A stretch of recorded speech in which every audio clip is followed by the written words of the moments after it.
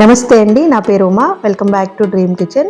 మనలో ఎవరినైనా సరే మీకు ఇష్టమైన రెసిపీ ఏంటి అని అడిగితే ఆల్మోస్ట్ అందరూ చెప్పే సమాధానం సాంబార్. ఈ సాంబార్ లేకుండా మన ఇంట్లో ఏ ఫంక్షన్స్ చేసుకోము. సాంబారే కదా, రొటీన్గా ఉండేదే కదా, మీరు కొత్తగా ఏం చేస్తున్నారు అని అనుకుంటున్నారా?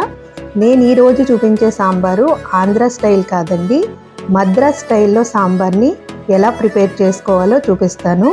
Almost Andhra style sambar preparation లాగానే ఉంటుంది, కానీ వాళ్ళు వాడే ఒక పేస్ట్ వల్ల ఆ సాంబార్కి ఆ టేస్ట్ వస్తుంది.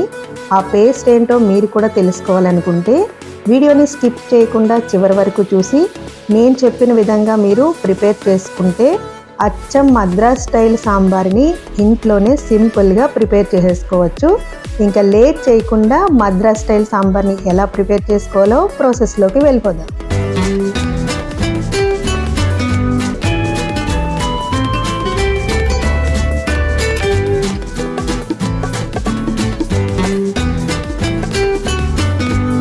ముందుగా కూరగాయ ముక్కలన్నీ ఇలా కట్ చేసి పక్కన పెట్టేసుకోవాలి. ఇక్కడ నేను చూపించే కూరగాయ ముక్కలు కాకుండా మీరు కావాలంటే ములక్కాడ కూడా యాడ్ చేసుకోవచ్చు. ఉల్లిపాయలు ఎప్పుడు కూడా సాంబార్ ప్రిపేర్ చేసేటప్పుడు ఈ విధంగా కట్ చేసుకుంటేనే మంచి టేస్ట్ వస్తుందండి. తర్వాత ఒక పెద్ద నిమ్మకాయ సైజ్ అంత చింతపండుని నీళ్లు వేసి నానబెట్టుకోవాలి. ఈ సీక్రెట్ పేస్ట్ కోసం స్టవ్ వెలిగించుకుని పాన్ పెట్టుకుని 1.5 టేబుల్ స్పూన్ జీలకర్ర, 2 టేబుల్ స్పూన్ శనగపప్పు, 2 టేబుల్ స్పూన్ మినప్పప్పు, 2 టేబుల్ స్పూన్ ధనియాలు, 1/2 టేబుల్ స్పూన్ మెంతులు, 4-5 ఎండుమిర్చి, 2 టేబుల్ స్పూన్ కొబ్బరి వేసుకుని కొంచెం పచ్చివాసన పోయే వరకు వేయించుకోవాలి. తర్వాత 1 టేబుల్ స్పూన్ ఆయిల్ యాడ్ చేసుకుని మళ్ళీ ఒకసారి బాగా ఫ్రై చేసుకోవాలి. ఈ మొత్తం ఫ్రై అయిన తర్వాత చల్లారబెట్టుకుని మిక్సీ జార్లో వేసుకుని ఇలా పేస్ట్ ప్రిపేర్ చేసుకోవాలి. ఇదేనండి సీక్రెట్ పేస్ట్. తర్వాత స్టవ్ వెలిగించుకుని గిన్నె పెట్టుకుని ఆయిల్ వేసుకుని ఆయిల్ హీట్ ఎక్కిన తర్వాత 1 టేబుల్ స్పూన్ జీలకర్ర, ఆవాలు, మినప్పప్పు, 4-5 వెల్లుల్లి రెబ్బలు, కరివేపాకు, ఎండుమిర్చి వేసుకుని ఫ్రై చేసుకోవాలి. తర్వాత 1 టేబుల్ స్పూన్ ఇంగువ కూడా యాడ్ చేసుకోవాలి. ఒకసారి ఇలా మిక్స్ చేసుకున్న తర్వాత ముందుగా మనం కట్ చేసి పెట్టుకున్న కూరగాయ ముక్కలన్నీ యాడ్ చేసేసుకోవాలి. ఒకసారి బాగా మిక్స్ చేసుకుని సరిపడా వాటర్ వేసుకోవాలి.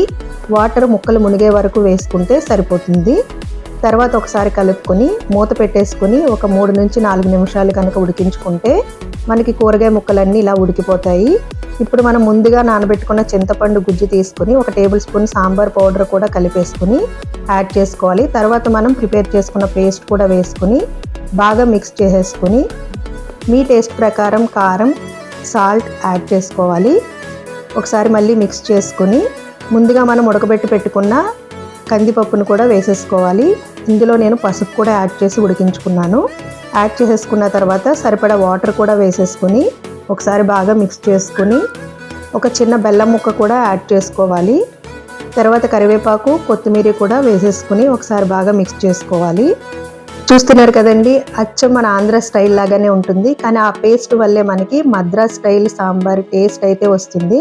ఈ విధంగా 5 to 6 మినిట్స్ మనం మరిగించుకున్నామంటే మద్రాస్ స్టైల్ సాంబార్ రెడీ అయిపోయినట్లేనండి. ఒక్కసారి ఫైనల్గా టేస్ట్ చూసుకొని మీకు సాల్ట్ సరిపోకపోతే యాడ్ చేసుకుని ఒకసారి మిక్స్ చేసుకుని సర్వ్ చేసేసుకోవడమే. మీరు కూడా తప్పకుండా ఈ రెసిపీని ట్రై చేసి మీకు ఎలా కుదిరిందో కామెంట్ రూపంలో తెలియచేయడం మాత్రం మర్చిపోవద్దు.